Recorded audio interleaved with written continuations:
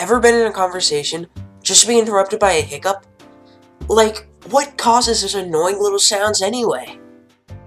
Well, a hiccup is when your diaphragm, which is the muscle below your lungs, pulls down all of a sudden, sucking air in, creating that high-pitched hic.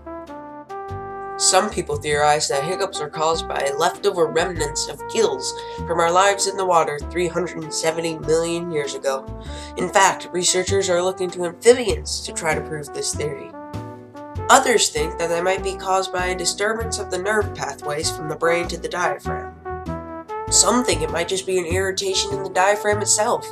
But whatever the case may be, slowly drinking a glass of water, holding your breath, or maybe just a quick jump scare, all seem to be remedies to this annoying little sound.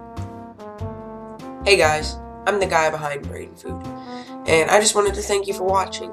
If you haven't noticed, this is my first video, and I need your help to make my channel grow. So please, like, share, and subscribe for more content in the future. Thanks for watching.